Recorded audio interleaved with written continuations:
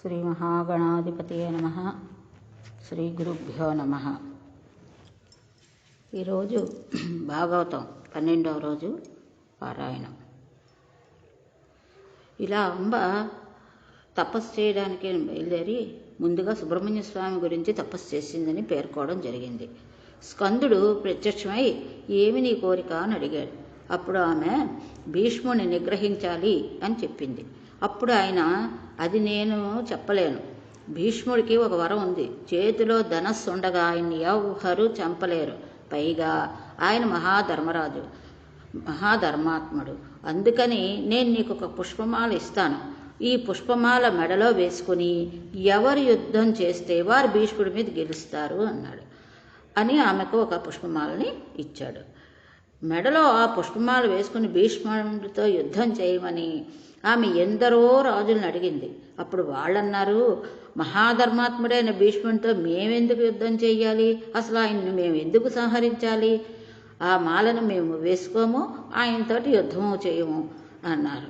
అప్పుడు ఆమె ఆ మాలను ద్రుపదరాజు గారి ఇంటి రాజద్వారం మీద వేసి మళ్ళీ తపస్సు చేసింది.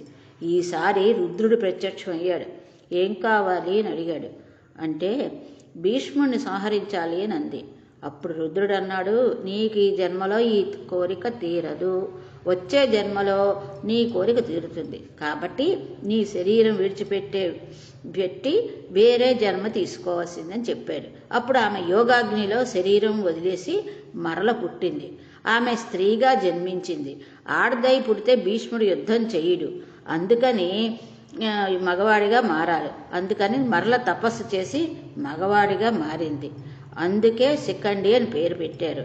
అందుకే ఎవరైనా ఎంతకీ ప్రాణం వదలబెట్టకుండా ఉన్నారనుకోండి, అప్పుడు వీడక్కడ దొరికారా బాబు శిఖండిలాగా అని అంటారు. శిఖండి వెనక అంత కథ ఉంది. శిఖండి ద్రౌపదిని కుమారునిగా జన్మించాడు. జన్మించి పెరిగి పెద్దవాడవుతున్నాడు. పాండవ పక్షంలో చేరాడు. మహానుభావుడు భీష్ముడు తన జీవితంలో ఎన్నో అగ్ని పరీక్షలు ఎదుర్కొన్నాడు. ఇంత కష్టపడి విచిత్ర వీర్యునికి అంబాలికలో ఇచ్చి వివాహం చేశాడు. వివాహమైన కొంతకాలానికి విచిత్ర వీర్యుడికి క్షయవ్యాధి వచ్చి చనిపోయాడు. అంబాలిక విధవలైపోయారు. వంశం ఆగిపోయింది. దాసరాజు ఏ సింహాసనం కోసమని సత్యవతీదేవికి పుట్టిన కొడుకులకి రాజ్యం ఇమ్మన్నాడో ఆ కొడుకులు ఇప్పుడు లేనే లేరు, మనవలు లేరు, వంశం ఆగిపోయింది. అప్పుడు సత్యవతీదేవియే భీష్ముని పిలిచింది. భీష్మ, వంశం ఆగిపోయింది. యుగధర్మం అనుసరించి ఇది తప్పు కాదు. నా కోడళ్ళైనటువంటి అంబాలిక యందు వాళ్ళు ఋతుస్నానం చేసిన తర్వాత నీవు వారితో సంగమించు. అలా సంగమిస్తే మరలు నాకు వంశం నిలబడుతుంది. ఆ వంశం కోసమే కదా నేను ఇన్ని చేస్తున్నాను. ఆ వంశం కోసం అలా చేయడంలో దోషం లేదు అని చెప్పింది. అప్పుడు భీష్ముడు అన్నాడు, అమ్మ, నేను ఆనాడు ప్రతిజ్ఞ చేశాను. నేను ఏ స్త్రీ యందు కూడా అలా ప్రవర్తించను. నేను బ్రహ్మచర్య నిష్ట యందు ఉన్నవాడిని. అందుకని వంశం లేకపోతే నేనేం చేయగలను? కానీ నేను మాత్రం అలా ప్రవర్తించను. దీనికి ఒక్కటే పరిష్కారం. ఎవరైనా బ్రహ్మజ్ఞాన సంపన్నుడై కేవలం వరకటాక్ష కోసం అని సంగమించడం తప్ప శరీరం నందు అటువంటి కోరికలేని ఒక బ్రాహ్మణ్ణి, ఒక బ్రహ్మజ్ఞానిని వేడుకో అన్నాడు. అప్పుడు సత్యవతీదేవి వ్యాసుడికి ప్రార్థన చేసింది. తరువాత వ్యాసుల వారి ద్వారా పాండురాజు, ధృతరాష్ట్రుడు, విదురుడు జన్మించడం జరిగింది.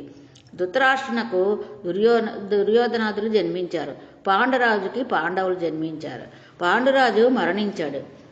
ఇంతమందిని సాకుతూ తాతగారై గడ్డాలు నెరిసిపోయి మహాధర్మజ్ఞుడైన భీష్ముడు వీళ్ళందరికీ విలువిద్య నేర్పించి ద్రోణాచార్యులను గురువుగా పెట్టి ఆ వంశాన్ని సాకుతూ నడిపిస్తున్నారు.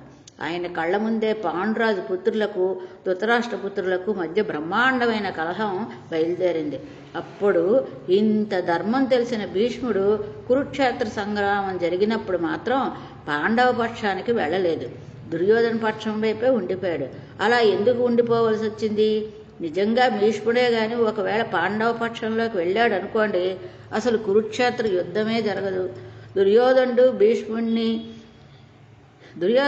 భీష్ముడిని కర్ణుణ్ణి ఈ ఇద్దరిని చూసుకుని యుద్ధానికి దిగాడు. సర్వసైన్యాధిపతం ఇచ్చేటప్పుడు వీళ్ళిద్దరికీ సంవాదం జరిగింది. భీష్ముడు బతికి ఉన్నంతకాలం తాను అసలు యుద్ధభూమికి రానన్నాడు కర్ణుడు.